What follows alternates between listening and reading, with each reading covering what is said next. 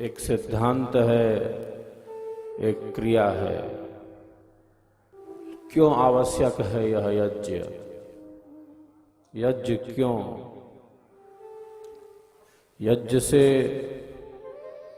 हमारे जीवन में, भौतिक जीवन हो या अध्यात्म का रहस्यमय पथ हो, किस प्रकार से यज्ञ हमारे लिए उपयोगी और सार्थक होगा। व्याकरण की दृष्टि से यज्ञ शब्द के 3 अर्थ होते हैं: देव पूजा, संगति करण और दान। यज्ञ का क्या अर्थ है? यज्ञ से हम देवों की पूजा करते हैं। यज्ञ से संगति करण है और यज्ञ हमें दान में प्रतिष्ठित करता है, सेवा में प्रतिष्ठित करता है। यज्ञ शब्द अपने आप में बहुत बड़ा है, व्यापक है। हमारे देश की संस्कृति, ऋषियों का यह महाविज्ञान इतना बृहद है, विस्तृत है, रहस्यमयी है कि वाणी के पास कितना सामर्थ्य कि इसके संपूर्ण भेदों को प्रकट कर सके। यज्ञ का आविष्कार किसने किया? यज्ञ का आविष्कार हमारे देश की ऋषि परंपरा की देन है। हमारे ऋषियों ने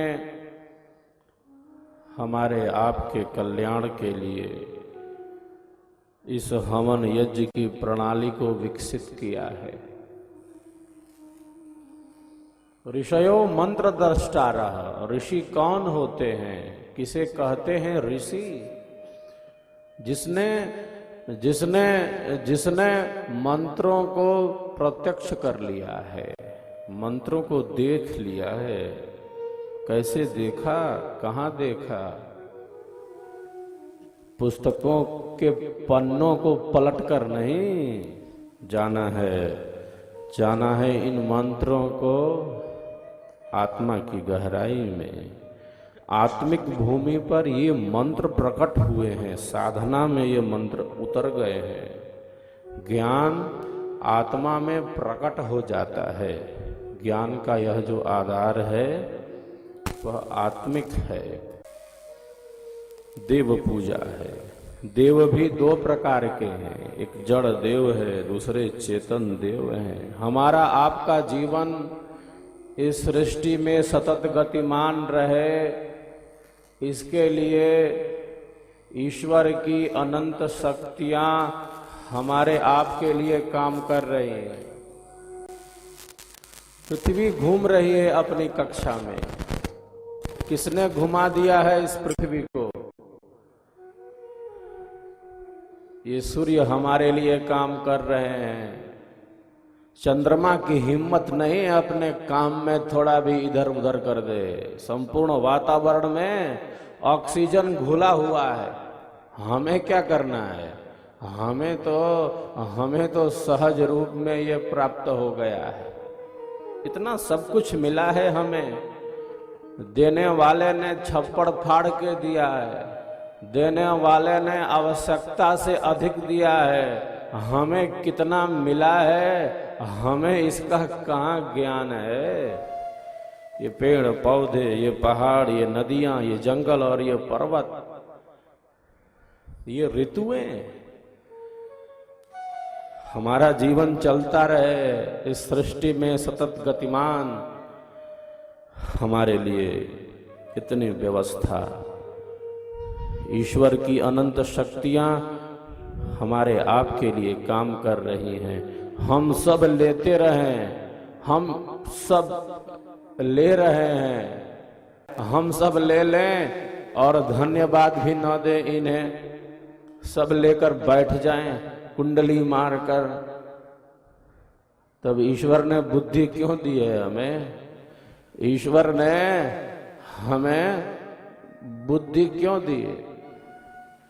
ईश्वर ने हमें वाणी क्यों दिया है? ईश्वर ने इतना विकसित मन हमें क्यों दे दिया? क्यों दिया है? इस विवेक से, इस ज्ञान से एक मानव कभी अलग नहीं हो सकता। यज्ञ हवन क्या है? अरे साहब, इसके पीछे कर्तव्य का बोध है, इसके पीछे दायित्व का निर्वहन है, इसके पीछे ईश्वर को धन्यवाद है, इसके पीछे अंतःकरण की शुद्धि है, इसके पीछे सुख की, शांति की कामना है, इसके पीछे आरोग्यता, निर्भयता, अभयता, सहजता, सहयोग, सामंजस्य की पवित्र भावना। इसके पीछे प्रकृति के तत्वों का पोषण है। यह यज्ञ हवन प्रकृति का पर्व है, ये त्योहार है प्रकृति का, ये भारत का त्योहार है, ये ऋषियों का त्योहार है, ये लोक मंगल है। जो भी हम आहुति देते हैं मंत्रोच्चारण के साथ, वो आहुति नष्ट नहीं होती। अग्नि में डाला गया कोई पदार्थ नष्ट नहीं होता। भौतिक विज्ञान का स्पष्ट नियम है, कोई भी वस्तु तत्वतः नष्ट नहीं होती, वह रूपांतरित होती है, सूक्ष्म होती है। जो भी हम आहुति देते हैं हवन कुंड में वैदिक मंत्रोच्चारण के साथ, उसके दो भाग हो जाते हैं, एक स्थूल है, दूसरा सूक्ष्म है। स्थूल भाग किसे मिलेगा? हम यज्ञ हवन करते हैं, आहुति देते हैं, स्थूल भाग किसे मिलेगा? स्थूल भाग स्थूल शक्तियों को मिल जाता है। पृथ्वी, अग्नि, जल, वायु, आकाश, जिनसे हमारा शरीर चल रहा है, जिससे ये संसार चल रहा है। तो स्थूल भाग स्थूल शक्तियों को मिल जाएगा, वो ग्रहण करेगा उसे। सूक्ष्म भाग किसे मिलेगा? सूक्ष्म भाग जो यज्ञ हवन में बैठेगा, सूक्ष्म भाग उसे मिलेगा। जो आहुतियों को प्रदान करेगा श्रद्धा पूर्वक, प्रेम पूर्वक, सूक्ष्म भाग उसे मिलेगा।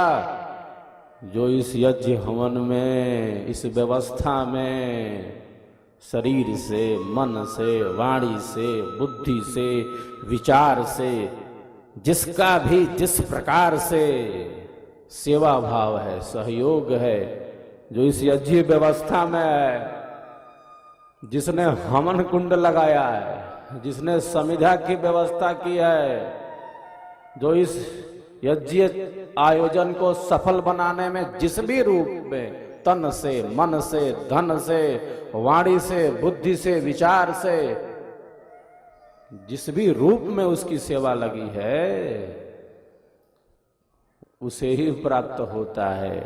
कैसा लाभ? सूक्ष्म भाग, यज्ञ का सूक्ष्म भाग उसे ही प्राप्त करता है जो इस वातावरण में रहता है, जो इस महफिल में रहता है, जो इस यज्ञ की संगति में रहता है, जिस भी रूप से जुड़ा हो, उसका सूक्ष्म लाभ वह प्राप्त करता है। यह सूक्ष्म भाग क्या करेगा? हमारे अंतःकरण को शुद्ध करता है। यह सूक्ष्म भाग हमारे सद इच्छा को पूर्ण करता है, हमारी सद इच्छा को, हमारे श्रेष्ठ संकल्प को, हमारी श्रेष्ठ कामनाओं को, हमारी उचित कामनाओं को, हमारी सत्य भावना को यह यज्ञ का सूक्ष्म भाग पूर्ण करता है। स्वर्ग कामो यजेत, ऋषियों ने कहा स्वर्ग की कामना से यज्ञ करो। ऋषियों ने हमें आदेश दिया है। हमारे पूर्वज ऋषि थे, हम सब ऋषियों की संतानें, हमारे गोत्र ऋषियों के नाम पर हैं। भारत में रहकर, ऋषियों के दुलारे होकर, हम ऋषियों की संस्कृति से अपने को अलग नहीं रख सकते। तो ऋषियों ने दिया है प्रसाद यज्ञ का, ऋषियों का यह विज्ञान है। स्वर्ग की कामना से यज्ञ। स्वर्ग का अर्थ है स्वास्थ्य, स्वर्ग का अर्थ है सुख, स्वर्ग का अर्थ है शांति, स्वर्ग का अर्थ है आरोग्यता, स्वर्ग का अर्थ है आत्मा का बल, स्वर्ग का अर्थ है मन का नियंत्रण, स्वर्ग का अर्थ है मन की शांति, स्वर्ग का अर्थ है साहस, पराक्रम, धैर्य, विद्या, धन, बुद्धि, विवेक। जहां विवेक है, जहां ज्ञान का बल है, जहां धैर्य है, जहां क्षमा है, जहां शांति है, वही स्वर्ग है। स्वर्ग कामो यजेत, स्वर्ग की कामना सहजता, स्वाभाविकता, प्रेम, सहयोग, सामंजस्य, मैत्री, करुणा, दया, क्षमा, सहिष्णुता, सहनशीलता, ज्ञान, विद्या, बल, बुद्धि, विवेक जहां है, जहां जहां अंधेरे को छांटने का प्रयत्न है, जहां ज्ञान के प्रकाश के साथ अपने जीवन को आगे बढ़ाने की कोशिश है, वही स्वर्ग है। और यह यज्ञ उसी स्वर्ग में हमें प्रतिष्ठित कर देता है।